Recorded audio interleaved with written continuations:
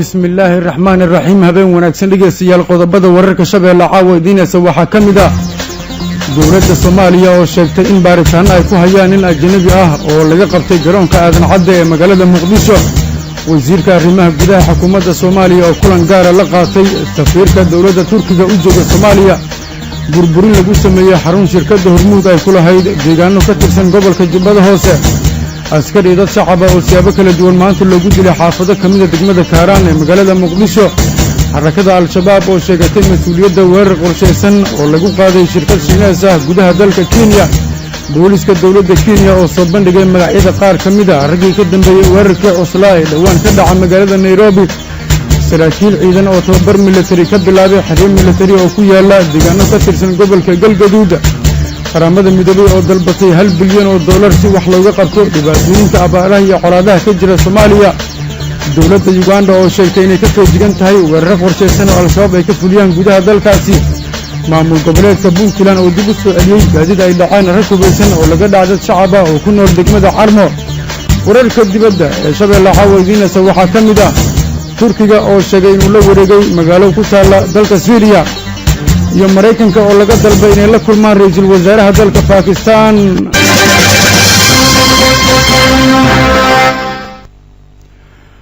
وهابينimo isniin ah taariikhduna ay ku beegan tahay 22ka bisha January sanada 2019 warkaas oo dhan waxa u diyaara wariyahayaga Maxamuud Cabdinaasir Soofeysane mahadsanid maxamed daahir cilmi degane bismillaahir rahmaanir rahiim habeen wanaagsan ku soo dhawaada dhageystayaal warkaas oo dhameystiran dowladda Soomaaliya waxa ay sheegtay in ay baaritaan ku hayso nin laga shakiyay oo laga qabtay garoonka aadan cadde ee magaalada Muqdisho wasiirka wasaaradda gaadiidka iyo duulista hawada ee xukuumadda Soomaaliya mudane Maxamed Cabdullaahi Salaad Omar ayaa waxa uu sheegay in ay wali su'aalo weydiinayaan nin ajnabi ah oo ciidamada ammaanku ay gacanta ku dhigeen kaas oo looga shakiyay in uu watay walxaha qarxa waxa kale oo uu sheegay wasiir Omar in ninkan la xaqiijiyay in uu san wadan waxyaabaha qarxa kadib markii baaritaan lagu sameeyay wasiirka wasaaradda gaadiidka iyo duulista hawada ee xukuumadda Soomaaliya Maxamed Cabdullaahi Salaad Omar waxa uu sheegay xilliga ninkan la soo qabanayay in uu watay qasac ama koombo ay ku jirtay sunta dadka ilmada ka keenta iyo agab kale oo shakiga keenay maalinnimadii Sabtida ahayd waxa la qabtay nin ajnabi ah oo watay boorso laga shakiyay wali waxaan wadnaa baaritaan wixii ka soo baxana waxaan la wadaagi doonaa dadka iyo warbaahinta ayuu yiri wasiir Omar wasiirka wasaaradda gaadiidka iyo duulista hawada ee xukuumadda Soomaaliya Maxamed Cabdullaahi Salaad Omar waxa kale oo uu sheegay in hawsha garoonka aysan wax saameyn ah ku yeelan arintaasi isla markaasina aysan jirin wax hakad ah oo la geliyay duulimaadyada garoonka aadan cadde ee magaalada Muqdisho wasiirka arrimaha gudaha ee xukuumadda Soomaaliya ayaa kulan ay albaabada u xirnaayeen la yeeshay danjiraha Turkiga u jooga Soomaaliya wariyaheena Jaamac Maxamed Saalax ayaa warbixintan soo jeedinaya cabdi maxamed sabriye wasiirka arrimaha gudaha xukuumadda federaalka Soomaaliya ayaa maanta ku qaabilay xafiiskiisa safiirka dawladda Turkiga iyo ku-xigeenkiisa u fadhiya Soomaaliya wasiir sabriye ayaa sheegay in kulanka ambassador Yilmaz in ay kaga wada hadleen arrimo dhowr ah oo ay kamid ahaayeen wada tashiga wasaaradda iyo safaaradda sidii ay kala shaqeyn lahaayeen mashaariicda horumarineed ee ka socda Soomaaliya cabdi maxamed sabriye wasiirka arrimaha gudaha xukuumadda federaalka Soomaaliya ayaa xusay xiriirka dheer ee labada dal Soomaaliya iyo Turkiga uu yahay mid wanaagsan isla markaana uu uga mahad celinayo taageerada ay la garab taagan tahay dawladda Turkiga waxaan ku faraxsanahay inaan maanta wasaaradda arrimaha gudaha ku soo dhaweyno ambassador Yilmaz oo ah safiirka cusub jamhuuriyadda Turkiga iyo ku-xigeenka Mr. Pekin halkaana ay nagu dhexmartay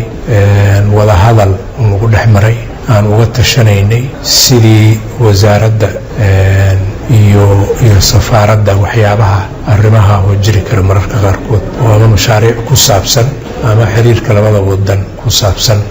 aan hore ugu wada lahayn waan soo dhaweynay safiirka iyo ku-xigeenkiisaba waxaanan isleeyahay waxaana dhex maray wada hadal kooban oo aad iyo aad aan ugu kala faa'iideysanay aan rajaynayno mustaqbalka inuu horumar u sameeyo waxqabad muuqda hadii alla yiraahdo. dowladda Turkiga ayaa mashaariicyo dhowr ah horay uga fulisay gudaha caasimadda Muqdisho iyadoona dowladda Soomaaliya ay sidoo kale ka taageerto tababarka ciidamada iyo mid dhaqaale intaba.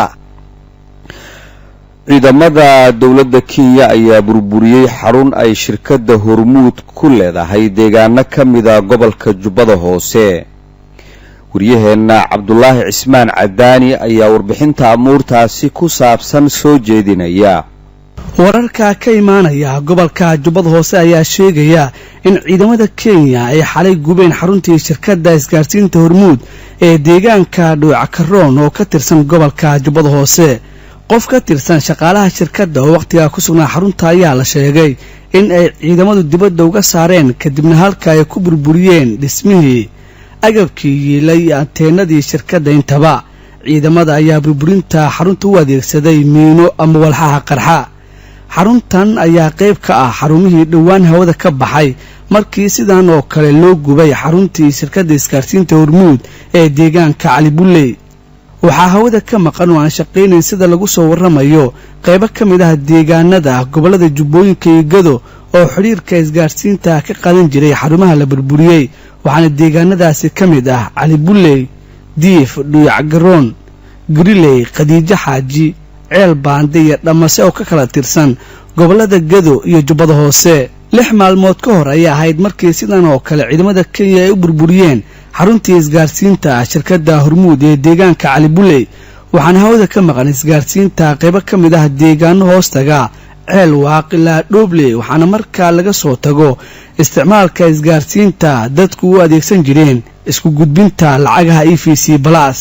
ilaa hadda ma jiro wax warar ka soo baxay dhinaca dowladda Soomaaliya iyo maamulka Jubbaland oo la xiriira tacadiyadan ay geysanayaan ciidamada Kenya oo qayb ka ah ciidanka nabadgelyada midowga Afrika ee AMISOM.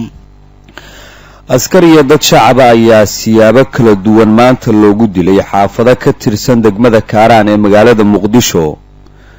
wariyaheena Cabdiqani Bashiir Xuseen ayaa inoo waramaya. wararka idaacadda Shabeelle ay ka helayso degmada Kaaraan ee gobolka Banaadir ayaa ku waramaya in maanta rag ku labisnaa dareeska ciidanka dawladda ay qof shacab ah ku dileen gudaha degmadaasi. marxuumka la dilay ayaa lagu magacaabi jiray Cali Xaaji waxaana la sheegay inuu ka mid ahaa ardayda wax ka barata mid ka mid ah jaamacadaha Muqdisho. dilka ayaa yimid kadib markii marxuumka iyo raggaasi ay ku murmeen mobile gacanta ah oo uu watay kadibna rasaas ay ku fureen uu u dhintay ardaygaasi sida ay xaqiijiyeen ila dadka deegaanka ah. wararka ayaa intaasi ku darayay in kooxahaasi ay hore uga sii qaateen marxuumka mobilkii uu watay waxaana la sheegay in meydkiisa la geeyay ugu dambeyn saldhigga degmadaasi. sidoo kale waxaa saacadihii ugu dambeeyay dilal kale oo ahaa kuwa qorshaysan ay ka dhaceen isla degmada Kaaraan ee gobolka Banaadir kuwaasoo la sheegay in loo geystay 3 qof oo la sheegay inay ahaayeen askar ka tirsanaa ciidamada dawladda. dilka askartan ayaa waxa uu ka dhacay xaafadda Xaliimihiinta ee degmadaasi. dhinaca kale xiriir ay la sameysay Shabeelle maamulka degmada Kaaraan gaar ahaan gudoomiyaha degmadaasi Cabdifataax Nuur Cali Yaanyo ayaa diiday in uu ka hadlo dhacdooyinkaasi isxiga ee maanta ka dhacay degmada Kaaraan ee gobolka Banaadir. gudoomiye Yaanyo ayaa inta badan ka hadlin dhibaatooyinka shacabka ku dhaqan Kaaraan loogu geysto gudaha degmadaasi. waxaana arintan ay ku soo aadaysaa xilli muddooyinkii dambe ay taagneed cabasho xoogan oo dhinaca amniga ah ay ka muujinayeen shacabka ku dhaqan degmada Kaaraan ee gobolka Banaadir. mahadsanid Cabdiqani Bashiir. xarakada al-shabaab ayaa sheegtay mas'uuliyadda weerar qorshaysan oo lagu qaaday shirkad Shiinays ah oo ka howlgasha gudaha dalka Kenya. xarakada al-shabaab ayaa sheegtay inay ka dambeeyeen weerar ay dagaalyahanno hubaysan ku qaadeen shirkad laga leeyahay dalka Shiinaha oo fadhigeedu uu yahay deegaanka Shimbirey oo hoostaga degmada Gaarisa ee dalka Kenya. al-shabaab ayaa intaasi ku daray in ay khasaare gaarsiiyeen xubnihii ka howlgelayay shirkadaasi oo nooca dhismaha ah. weerarkaasi oo dhacay saacadihii la soo dhaafay ayay ku eedeysay dawladda Kenya al-shabaab inkastoo aysan shaacin khasaaraha halkaasi ka dhashay. weerarkan ayaa imaanaya xilli 15 bishan oo ku beegnay talaadadii la soo dhaafay ay al-shabaab weerareen hotel ay degaan dadka maalqabeenka ah oo ku yaala galbeedka magaalada Nairobi. inta badan xarakada al-shabaab si la mid ah sida ay u weeraraan amaba weerarada uga geystaan Soomaaliya ayay u weeraraan dalka Kenya. madaxweynaha dawladda Soomaaliya mudane Maxamed Cabdullaahi Maxamed Farmaajo oo qadka taleefanka kula hadlay dhigiisa Kenya Uhuru Kenyatta weerarkii magaalada Nairobi kadib ayaa ka codsaday sidii ay labada dawladood iska kaashan lahaayeen dagaalka ay labada dal kula jiraan dagaalamayaasha al-shabaab. dhinaca kale booliiska dalka Kenya ayaa soo bandhigay magacyada qaar ka mid ah rag lagu sheegay in ay ka dambeeyeen weerarkii dhawaan ka dhacay magaalada Nairobi. wariyaheena aadan daahir cabdi aadan diyeesha ayaa warbixintaasi isha soo mariyay halkanna ka soo jeedinaya. ciidamada booliiska dalka Kenya ayaa soo saaray liiska 7 ruux oo la rumaysan yahay inay ku lug lahaayeen weerarkii 15kii bishan lagu qaaday hotel ku yaala magaalada Nairobi. sarkaal sare oo ka tirsan ciidamada booliiska Kenya ayaa sheegay in 7 ruux oo badankood Kenyan ah ay ka baadigoobayaan gudaha dalkaasi. booliiska ayaa soo bandhigay sawirrada iyo magacyada dadkaasi ay raadinayaan oo kala ah Diida Maxamed, Xuseen Aadan Xuseen, Qadaafi iyo waliba Boro Cabdi Boro iyo waliba Ramadaan Wariyo Bonaya oo lagu naanayso Raasho. sidoo kale ayaa waxa booliiska ay sheegeen inay jiraan 2 ruux oo Soomaali ah oo aysan u suuro gelin inay helaan magacyadooda balse ay soo bandhigeen sawirradooda. taliyaha ciidamada booliiska ee dalka Kenya Joseph Ponit ayaa shacabka Kenya ka dalbaday in booliiska ay kala shaqeeyaan sidii raggaasi gacanta loogu soo dhigi lahaa. laamaha ammaanka ee Kenya ayaa gacanta ku dhigay 2 ruux oo lagu tuhumayo inay ka dambeeyeen weerarkii lagu qaaday hotel ku yaala Nairobi oo lagu dilay dad ka badan 20 ruux. xarakada al-shabaab ayaa hore u sheegatay inay ka dambeysay weerarkaasi khasaaraha badan dhaliyay ee lagu qaaday magaalada Nairobi ee xarunta dalka Kenya. mahadsanid aadan. saraakiil ciidan ayaa tababar dhinaca militariga ah ka bilaabay xiriye ciidan oo ku yaala degmooyinka Dhuusamareeb iyo Guriceel ee bartamaha Soomaaliya. warbixin amuurtaasi ku saabsan waxaa gaalkacyo ka soo diray Cali Xasan Barqadle. ciidamo ka tirsan kuwa daraawiishta dawlad goboleedka Galmudug ayaa tababaro hore looga furay magaalooyinka Guriceel iyo sidoo kale Dhuusamareeb oo ka tirsan dawlad goboleedka Galmudug. magaalada Dhuusamareeb ee caasimadda dawlad goboleedka Galmudug xirada ku yaal 20aad ee ciidamada xoogga dalka Soomaaliya waxaa tababar looga furay ciidamo ka tirsan kuwa daraawiishta dawlad goboleedka Galmudug kuwaas oo la carbinayo sugitaanka amniga iyo xoreynta deegaanada ka maqan gacanta dawlad goboleedka Galmudug. saraakiil ka tirsan kuwa dawlad goboleedka Galmudug oo la xiriira waxay sheegeen ciidamada loogu talagalay in la baro xirfadaha kala duwan ee dagaalka iyo sugitaanka amniga isla markaasna loo carbinayo inay xoreeyaan deegaanada ka maqan gacanta dawlad goboleedka Galmudug. ciidamada Dhuusamareeb tababarka looga furo waxaa la sheegay inay gaarayaan ilaa 250 askari halka sidoo kale tan magaalada Guriceel oo gobolka Galgaduud ka tirsan xerada la yiraahdo Damaayo tababar looga furay ilaa 300 askari oo ka tirsan ciidamada daraawiishta dawlad goboleedka Galmudug waxaana ka qayb galay saraakiil ka tirsan ciidamada kala duwan ee dawlad goboleedka Galmudug. tababarada waxay ku soo aadayaan xilli uu gabagabo ku jira tababar kale oo la siinayo ciidamo ka tirsan kuwa dawlad goboleedka Galmudug kuwaas oo ayagana la sheegay loo carbinayo amniga deegaanada dawlad goboleedka Galmudug kuwaas oo ka kala soconaya magaalooyin ka tirsan gobolka Galgaduud ee dawlad goboleedka Galmudug. Cali Xasan Barqadle Cali Gaab warbaahinta Shabeelle ee Galmudug. qaramada midooba ayaa dalbatay $1 bilyan oo dollar si wax looga qabto dhibaatooyinka abaaraha iyo colaadaha ee ka jira meelo ka mid ah dalkeena Soomaaliya. wariyaheena Ismaaciil Daacad ayaa warkan soo jeedinaya.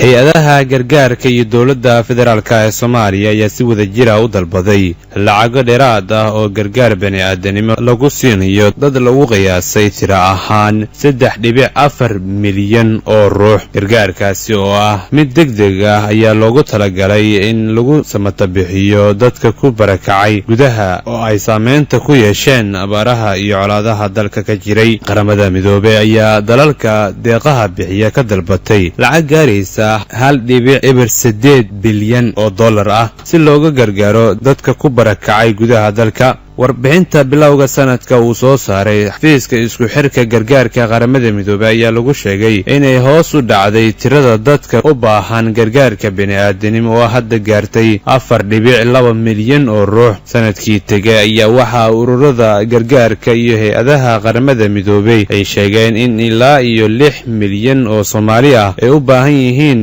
gargaar degdeg ah. xiriirka arrimaha gargaarka qaramada midoobay ee Soomaaliya Mr. Peter Deglite ayaa xusay in ay muhiim tahay in la helo lacagtaasi si sanadkan gargaar degdeg ah ay u helaan dadka saameynta daran ee ku yeesheen colaadaha iyo abaaraha ku dhuftay qaybo ka mid ah bartamaha iyo koonfurta dalka Soomaaliya.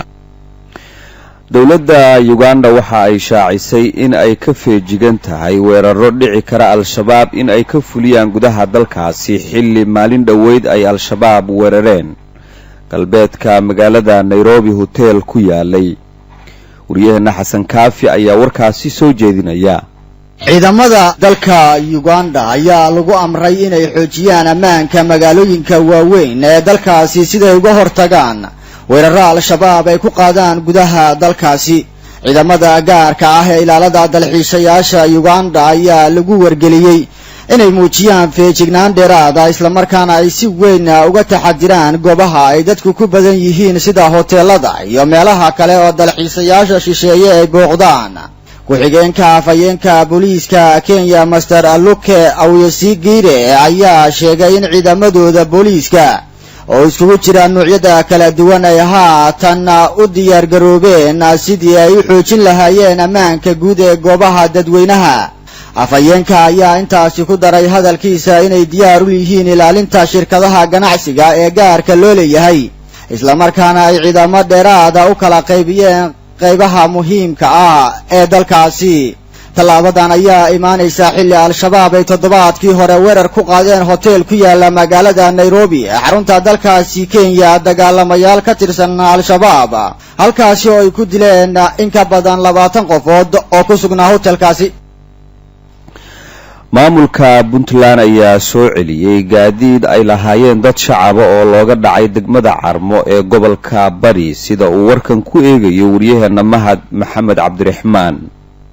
gudoomiyaha gobolka Bari ee maamulka Puntland Yusuf Maxamed Waceys Dhado ayaa ka hadlay gaadiid ay lahaayeen dad shacab ah oo lagu dhacay degmada Carmo ee gobolka Bari kaasoo dib u soo celiyeen ciidamada ammaanka maamulka Puntland kuna wareejiyeen dadkii lahaa sida warbaahintu uu sheegay gudoomiyaha gobolka Bari Yusuf Maxamed Waceys Dhado wuxuuna intaa ku dar in ciidamo ammaanka ka tirsan oo dheeraad la geyn doono degmada Carmo. niman gaari la dhacay maxaa baxsaday oo qarra kala baxsaday waa maqlaysan waxa ka gaaray ku kala baayir waxa weeye waa dhamaatay hore. Carmo hadda ka horna waxaan ku yiri media ama shaqa laga qabanayo waa run oo wallaah Carmo waa u soo jeesanayna shaqaan ka qabanayna sidaani maaha magac maaha sharaf maaha feerka meeshadeen xawla caalam meel ayna deganeen male magacaasa la wadaaga marka magacii 4 nin iyo 3 nin inay najaaseeyaan suurtagal maaha waxaasi magacna maaha sharafna maaha karaamana maaha. magaalada waxa weeye magaalada subcadeeda inaynu ku soo celino magaaladu waxay ahaydeen aynu ku soo celino magaaladu ay muxuu ahaydee dawladnimada raacdo sidaani si ma aha sidaani maxaa qof bini aadan oo yeeli kara oo laga yeeli kara ma jiro. waa aragteen meedka muxuu ahaydee yaalin kala bayr intaas oo dhaca midaan wax laga qaban male. Carmo maandoo miidaan ka sheegay hadeerna waa ku celin Carmo wax baan ka qabanaya oo soo guuraya ciidan baan keenaya markii aan ciidan keeno tolkay way isnaqaana maxaa ciidanka naga qaad baa imaanaysa markaan ka qaadno walaag dhalal maayo ciidanka akademiyada dejinaya 158 qof oo ciidana iyo 12 tiknikada la keenaya. qaar ka mid ah milkiilayaasha lahaa gaadiidka ayaa kaga mahad celiyay maamulka gobolka Bari in mar kale dib u helaan gaadiidkooda waxayna soo dhaweeyeen qorshaha ciidamo ammaanka lagu xaqiijinayo la geenayo degmada Carmo ee gobolka Bari. halka wararkaasi habeenimo dhageystayaal aad kala socotaana waa idaacadda Shabeelle ee magaalada Muqdisho. madaxweynaha Turkiga Recep Tayyip Erdogan waxa uu sheegay in militariga dalkiisu ay diyaar u yihiin in ay la wareegaan ammaanka magaalada Manbij ee dalka Suuriya oo ay haatan gacanta ku hayaan xogaga Kurdiyiinta Suuriya oo taageero ka helaya dawladda Mareykanka. war laga soo saaray xafiiska madaxweynaha Turkiga waxa lagu sheegay in madaxweyne Erdogan uu axadii shalay qadka taleefanka kula hadlay dhigiisa Mareykanka Donald Trump maalmo yar kadib markii ay kooxda Daesh weerar ay magaalada Manbij ka geysatay ku dishay 19 ruux oo ay ku jireen 3 askari oo Mareykan ah. Erdogan ayaa u sheegay madaxweyne Trump in weerarka uu ahaa mid daansi ah oo la rabay in lagu carqaladeeyo ka bixitaanka ciidanka Mareykanka ee dalkaasi Suuriya. aqalka cad ma uusan faahfaahin hadalka madaxweyne Erdogan ee ku saabsan magaalada Manbij marka laga reebo in labada madaxweyne ay ku heshiiyeen in la sii wado wadahadallada ku aadan xal u helidda amniga waqooyiga Suuriya. colaadda Suuriya oo gashay sanadkii 7 ayaa qaramada midoobay waxa ay sheegtay in lagu dilay 100,000 oo qof oo shacab u badan iyadoo malaayiin kalena ay ku barakaceen. guud ahaan dhageystayaal war wixii dalka iyo daafaha caalamka naga soo gaaray oo caawa aad kala socoteen idaacadda Shabeelle ee magaalada Muqdisho waa naga intaa cidii wararka iyagu ay seegeen isagoo maqal iyo qoraal waxa ay ka heli karaan radio shabeelle.com.